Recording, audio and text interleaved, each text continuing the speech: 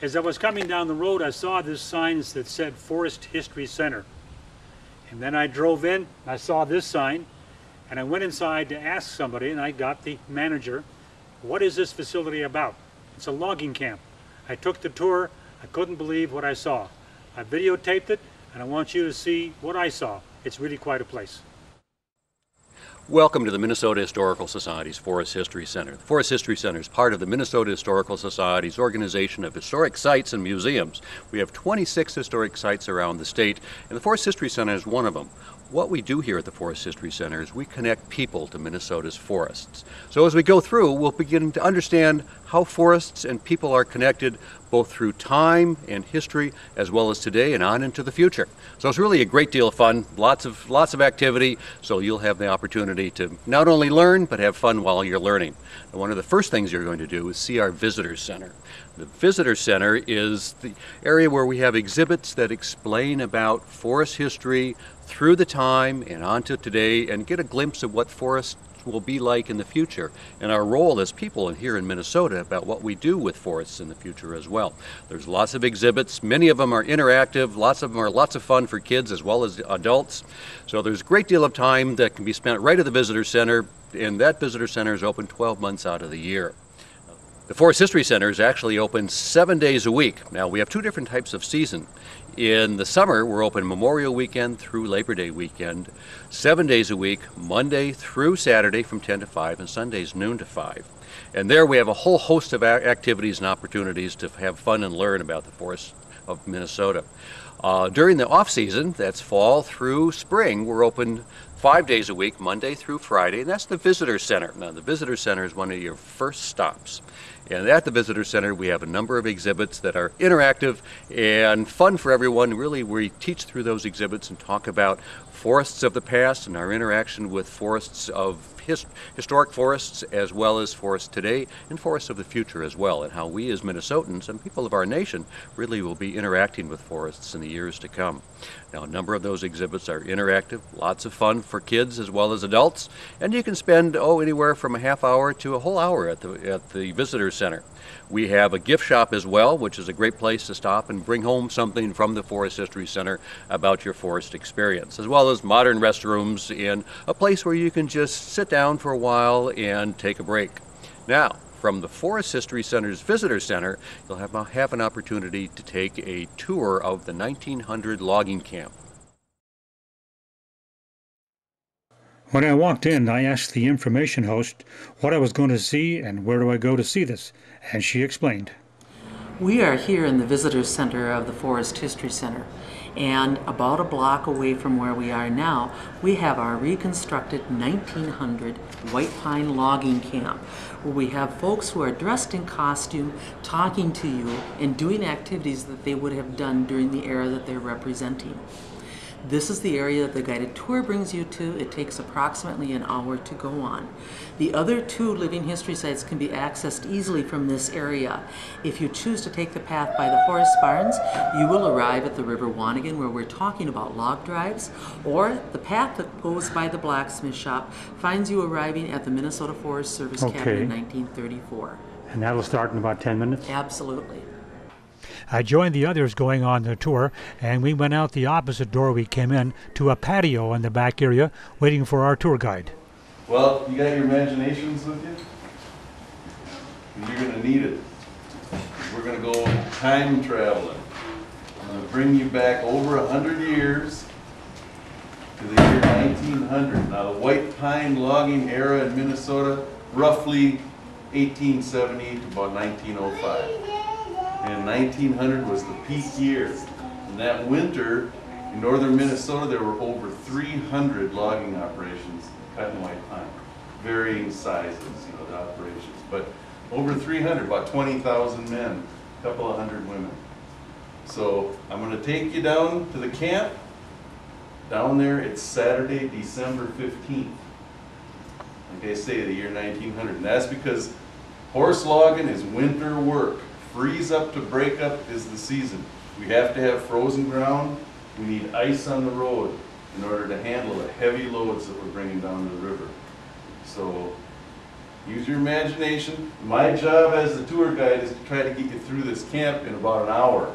And that sounds like a long time, but there's a lot of camp to see. So just remember, at the end of the tour, feel free to walk around, and if there's other questions you forgot to ask or something you want to re-explore, feel free to do that. So why don't you follow me and take a couple minutes for us to get down. We followed the tour guide down a short trail into the logging camp where it was winter of 1900, December as a matter of fact. And our first stop was going to be at a place called the Wanigan. This is where the clerk presides and keeps all the records for the lumber camp and also has various items for sale that the lumberjacks may need. At least it's a cozy job because he's inside for most of the winter.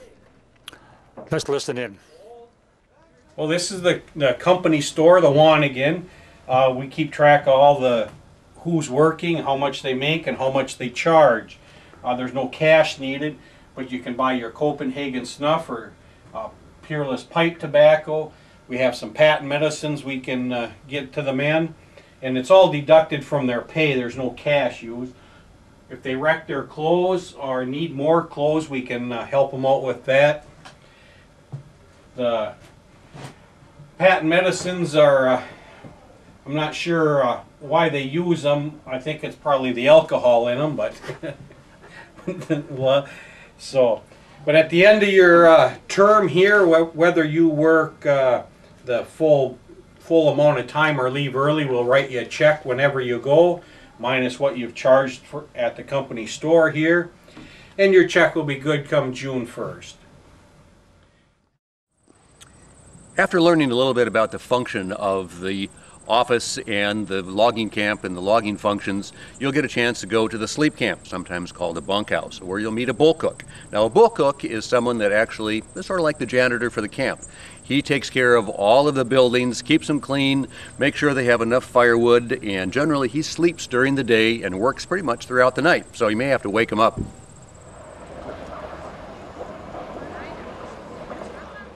Well, welcome to Northwoods number 1. This is the bunkhouse here. You can have a seat on the deacon's bench. I don't know where you'll be sleeping, but if you have any questions, maybe I can answer them for you. The next stop on the tour of the logging camp will be at the cook camp, sometimes called the cook shack. There you'll meet one of our cooks, or else the cookies. Now, the cookies are the cook's helper. Now, this person works 7 days a week. Remember, lumberjacks, you learned that they work 6 days a week. Cook has to work, and along with his or her cookies, work 7 days a week, feeding the lumberjacks, feeding all 80 men, 3 meals a day. You'll learn where the food comes from, how it was prepared, and really how important food and the cook were in logging camps at this time. If you can imagine yourself working in the deep woods of northern Minnesota throughout the whole winter, while the wages were important, really eating becomes paramount because you want to make sure that you have as much food and as much energy and good food as possible. Logging camps are really known for really good food.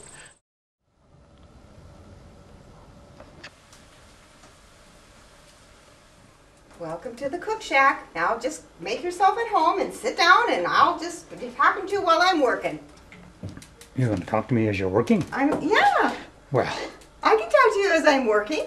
That's what I can't just stop working just because you're here. I've got to keep on working because I've got plenty to do. ooh, Plenty of dishes to do and floors to sweep and tables to set. My cookies do all of that kind of work. Once I left the cookhouse, I went next door to what is called the dentist's office. It's the saw filer shack, and I guess it's because of all the teeth in the saw, the lumberjacks have nicknamed it that. It's one man's job just to keep all these saws sharp. And if you want, you can cut a couple of logs.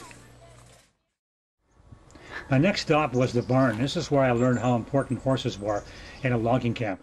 Northwoods number 1 had 24 horses, and they had a full-time man called the barn boss that took care of the horses. And they told me if you lose a man due to an accident, you could go to town and get a new one. But lose a horse? Well, that's a different problem. Where do you get a new horse to replace the one that's bad?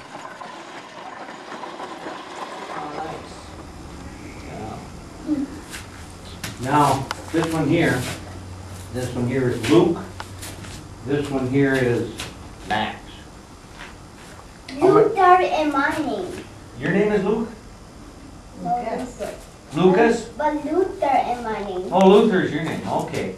Well, the thing when it comes to naming horses and dogs, it's best if you keep it short. Because it is important for the individual animals to know their names. So if you want this one to do something and this one not to, it can mean the difference between you keeping your fingers on your hand and not. Whoa, whoa, whoa. They got big heads. Back. Stand. They got big heads. For being that big, they can turn in a pretty small space, can't they?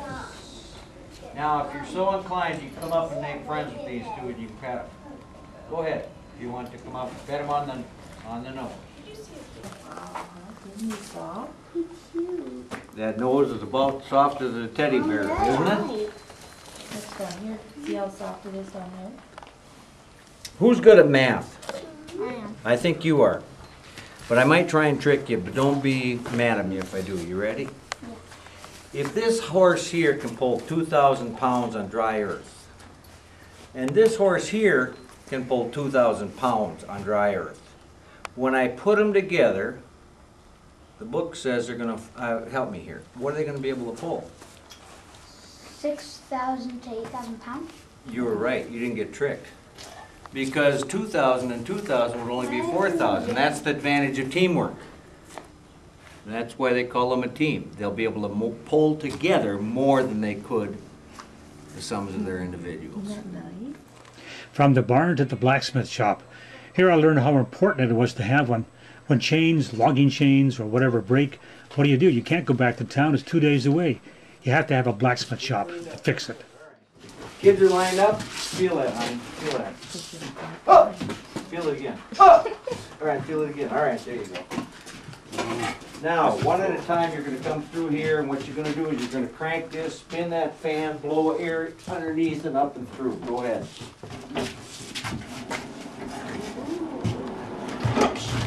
Did you get a I little... hit myself really hard, like on my foot or something. Did I kick you? No, it's like a pokey thing or some metal or something. Come on, Ben, get a flame rolling here. Sure wasn't a hodag or an agri-pelter or something like that was getting you? Those bad. Are those bad? It's all relative to perspective, whether they're good or bad. The worst one I ever ran into was the tote load shagama. Maybe you ladies can relate to this. They like wool. Have you ever been messing around with socks or mittens and all of a sudden you only got one left? Tote road shagama broke into your house and took the other one. All right, next one on there. You get that Here's rolling. the shaving horse. It's a muscle and Same differential. It's got two jaws, big jaw, little jaw. You want to make that new spoke for your wagon wheel, there you go. You can't be running off to town every time you need something, can you? From the blacksmith shop, we went down to the River Wanigan, where it was spring of 1901. Well, welcome. Now we're inside the Wanigan itself. This was our cook shack and our supply shack. On the boat at all times were the cook and his helper. They also even slept on this boat. Okay? And this boat floated right down the river with the logs. Okay? And it had to be in a position such that when it was meal time, the men could get to the boat to eat their meals, whether they were working at the back of the drive, or the center of the drive, or the front of the drive. So it actually did float right in amongst the logs.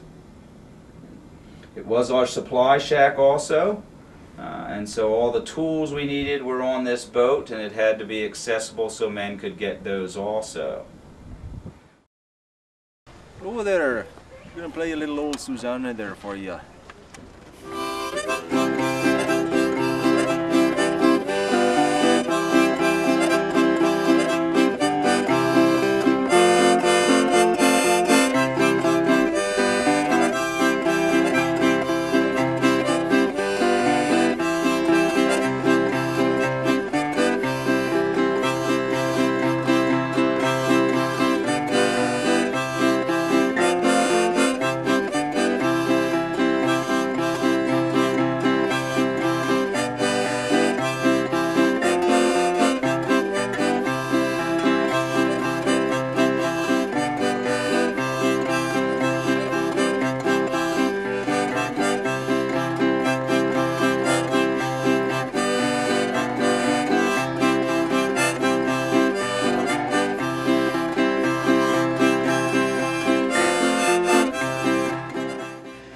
always seems to be music in the logging camp. Besides the guitar and the Squeezebox, every once in a while there's a special surprise. Mr. Roosevelt!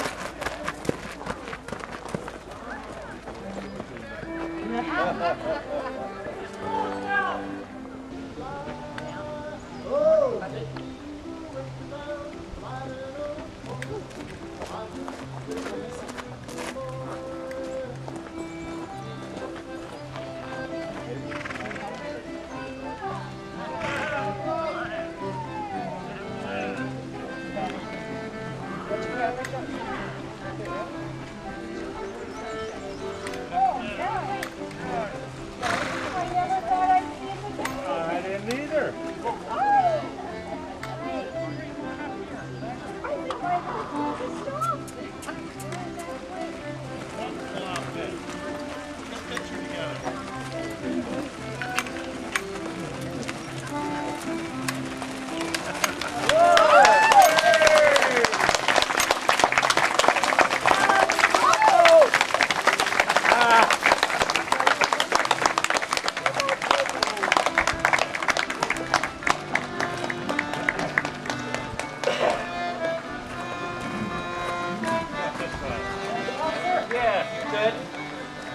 Old man.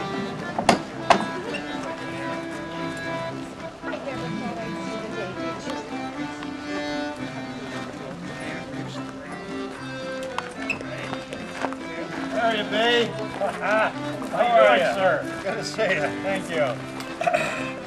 Good afternoon! I'd be delighted to be here. Silent Bully Proud.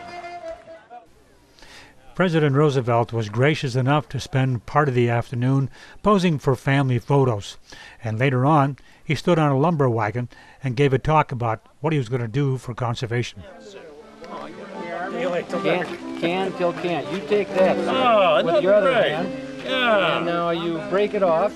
Oh, I break it off? Break it off, Okay. and you smell the flowers. Oh, exceptional. Well, it's not every day you get a chance to meet President Teddy Roosevelt, and that made the day very special.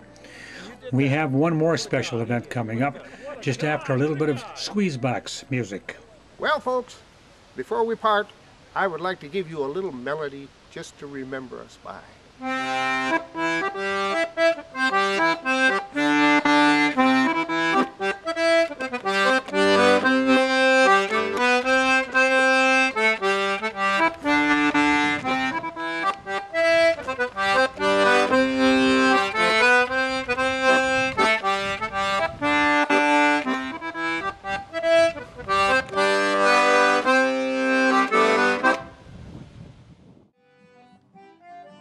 Logging the big Minnesota white pines was done during the cold, snowy winter months.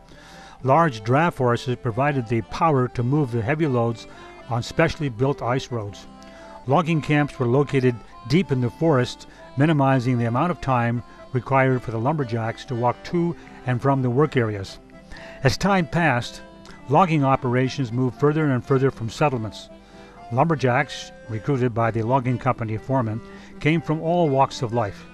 Many seasoned veterans followed logging as it moved westward from the state of Maine into the Great Lakes region, into Michigan, Wisconsin, and Minnesota.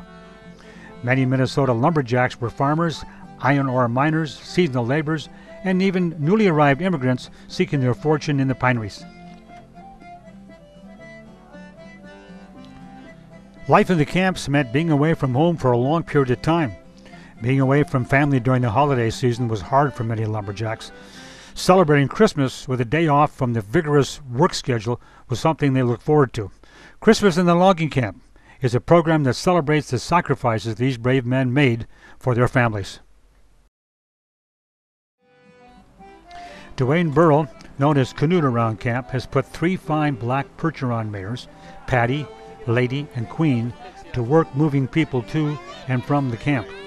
In the old logging days, logging camp visitors would have used snowshoes to walk from town to the camp, unless they were fortunate enough to catch a ride with the tote sleigh that was supplying food and materials to the camps from the warehouse in towns. Tote sleigh drivers didn't always welcome riders, as the extra weight meant more work for their horses. Lady's the middle one. She's Queen's on the left, Patty's on the right. Most of the horses we got working in the camp here today are Percherons. We do have one Belgian working today.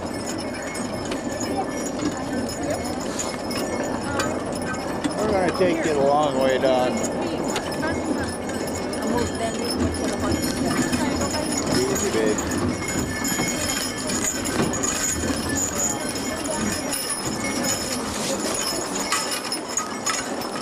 Pretty snowy today. If you or your family, and especially the kids, have never experienced a sleigh ride pulled by horses into a 1900 period logging camp, then this special weekend in December is the time to do it. To find out which weekend, call the Forest History Center in December and they'll tell you when they're going to have Christmas in the logging camp. It's quite an experience, especially for the younger ones. After a day or two on the tote road, the smell of wood smoke and the sight of a camp in the distance was a welcome relief for the worried tote master and his horses. Gary Mann, a teamster from International Falls, is shown here taking his fine team of Percheron geldings, Harley and Felix, up the hill. Teamsters often brought their own horses to camp and rented them to the company for the season. A good team in 1900 netted the owner about $25 a month. Morning. Welcome to Northwoods, #1. Merry Christmas. It's a very cold day, and a fire is a welcome reprieve for visitors.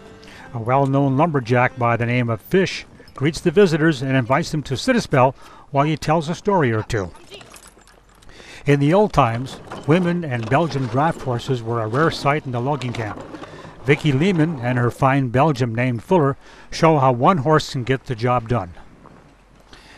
Bud, Max, and Mick, a trio of Percherons owned by Ed Niels Nelson of Hibbing, are eager to get to work. Logging horses powered the camps, skidding logs, cross-hauling sleds, and pulling large loads of logs from the woods to the landings on the river.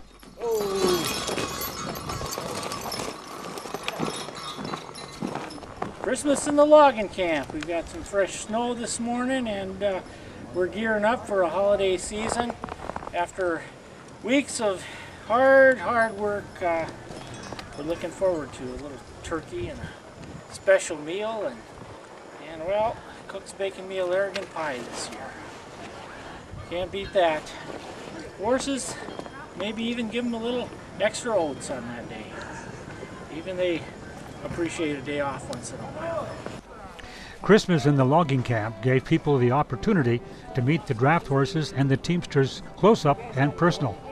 Members of the North Star Draft Horse Association volunteer their time and horses for the event. The gentle horses seemed to enjoy the extra attention. Most logging camp horses were young, between 6 and 12 years old.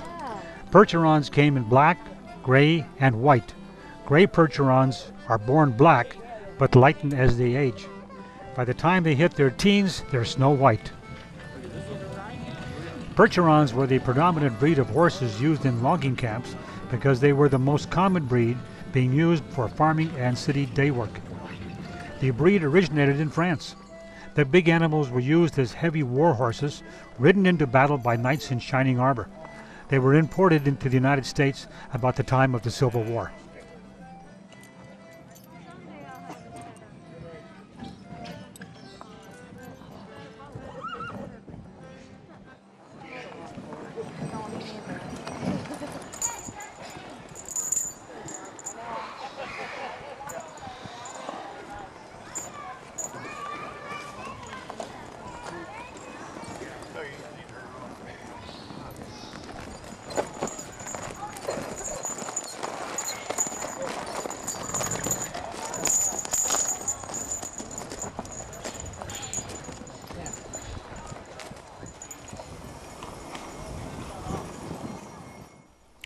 As the shadows lengthened, visitors and horses, tired from the fresh air and the excitement of the day, began to wind down.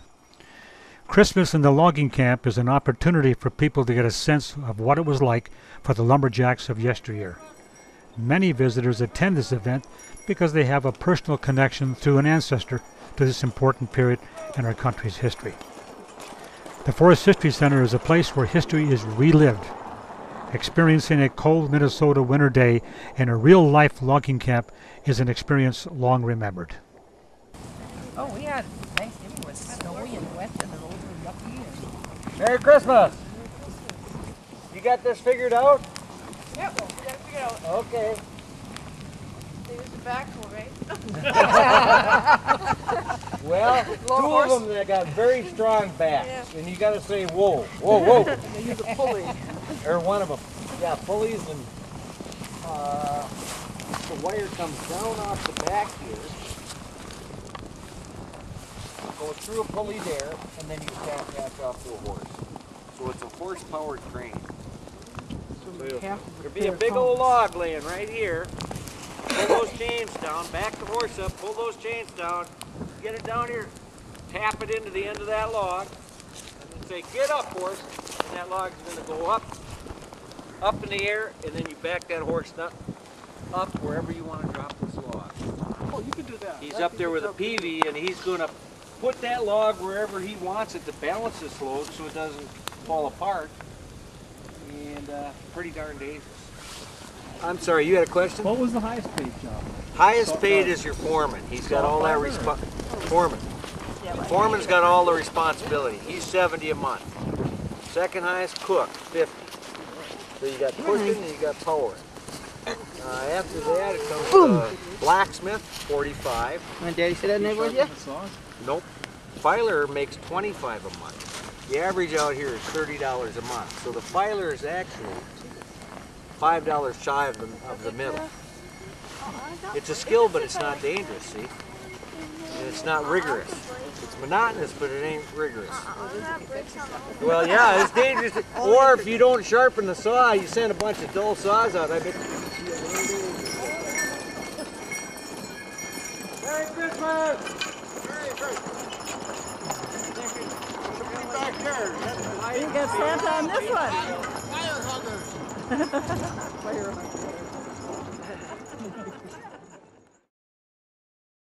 Forest History Center also has a series of special events throughout the summertime and on into the winter and spring and the fall as well. And you can find out more about these by one of two ways. You can give us a call, area code 218-327-4482, or go on our website, www.mnhs.org, and go to Forest History Center. It's really the simplest way of finding out all about the Forest History Center, as well as the Historical Society. So thanks for visiting. We hope we'll see you again.